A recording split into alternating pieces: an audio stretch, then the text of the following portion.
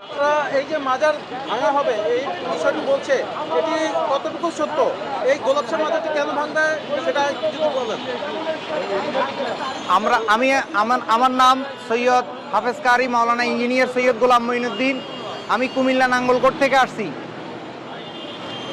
আল্লাহ এরা কিছু লোক আছে, কিছু নাবালক আলেম আছে, এরা না বুঝে মানুষকে ভুল মেসেজ দিয়ে ভুল বুঝিয়ে অলি আল্লাহদেরকে হামলা করা হয়। আল্লাহর কোরআনে সূরা ইউনূসের ৬২ নম্বর আয়াতে বলছে আল্লাহর অলিরা জিন্দা। সূরা বাকারার অসংখ্য আয়াতের মধ্যে বলছে আল্লাহর অলিরা রিজিক প্রাপ্ত। আল্লাহ আবার সূরা আরাফের ৫৬ নম্বর আয়াতে বলছে ইন্না রহমাতাল্লাহি করিবুম মিনাল মুহসিনিন। যদি আমি আল্লাহর রহমত যদি পেতে চাও তাইলে তোমরা অলির দরবারে যাও। আমরা আল্লাহর কোরআন মেনে, আল্লাহর মেসেজ, আল্লাহর সংবাদ মেনে আমরা অলি আল্লাহর দরবারে যাই। এক শ্রেণীর আলেম আছে যারা ধর্ম ব্যবসা করে, ধর্মের বিনিময়ে টাকা পয়সা খায়।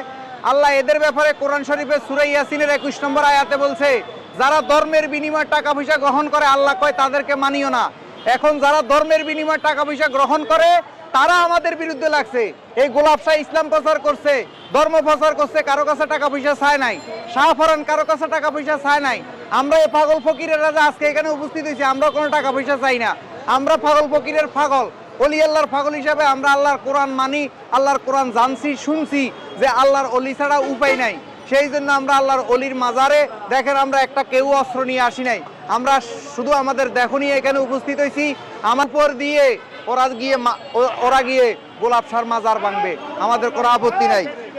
এরপরে হলো এই অলি আল্লাহর বিরুদ্ধে ভুল বুঝাইয়া, অলি আল্লাহর বিরুদ্ধে এরা ভুল বুঝাইয়া মানুষকে ভুল মেসেজ দিয়া এদের ধর্ম ব্যবসাকে সাঙ্গা করার জন্য, এদের বলৎকারী সাঙ্গা করার জন্য, এরা এতিমখানার নামে ব্যবসা সাঙ্গা করার জন্য এরা এসব অলি আল্লাহ পাগল ফকিরদের আস্তানা ভেঙে দেয়। কেন?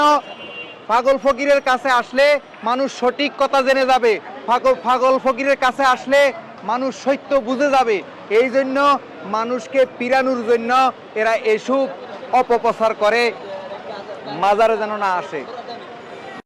এই সমস্ত অলি আল্লাহর মাজারের টাকা পয়সা কিন্তু পাগল ফকিররা কেউ খায় না। আজকেও সিটি কর্পোরেশন ১৪ লক্ষ টাকা এখান থেকে নিয়ে গেছে। কাকে খাওয়ানোর জন্য? এতিম মিসকিনকে খাওয়ানোর জন্য। প্যারে হাজরিন, এই হেফাজতে ইসলামেরা ৫ মে মাতার ফাগড়ি খুলে গোলাপশাহর মাজারে আগুন দিছে, আগুন ধরে নাই। এরপরে ১৯৮৮ সনে এরশাদ সরকার এই গোলাপশাহর মাজার ভাঙ্গি চেষ্টা করছিল এখানে রাস্তা করার জন্য। বুলডোজার এখানে আসলে স্টার্ট দিলে বন্ধ হয়ে যায়। এটা সেই অলির দরবার। আজকে এক শ্রেণীর উগ্রপন্থী আমাদের মাজারগুলা ভাঙচুর করতেছে। আমাদের মাজারের কি দোষ? যে সময় এই দেশ প্রতিষ্ঠিত হয় নাই এর আগ থেকে আমাদের এসব মাজার, আমাদের এই মাজারকে রক্ষা করার জন্য আল্লাহর কোরআনে সূরা হজের ৩২ নম্বর আয়াতে বলে যে শাইরুল্লাহ, তোমরা অলি আল্লাহর মাজারকে হেফাজত করো। তারা মিথ্যা কথা বলে, মিথ্যা হাদিস দিয়ে আজকে এসব দেখেন গা। আপনি যারা এই মাজার বিরোধী করতেছে তাদের চরিত্র দেখেন, তারা বলৎকারী করে, তারা মসজিদে আকাম কুকাম করে, সিটারি করে, বাটফারি করে, এতিমখানার নামে দান্তাবাজি করে, মাদ্রাসা দিয়ে ব্যবসা করে, ইমামতি করি, নামাজ পড়ে, টাকা নেয়। আর আমরা পাগল ফকিররা ইসলাম প্রচার করি, আমরা এক পয়সা কারোর থেকে নিই না। তাই আমরা আজকে সবাই এখানে অবস্থান নিয়েছি।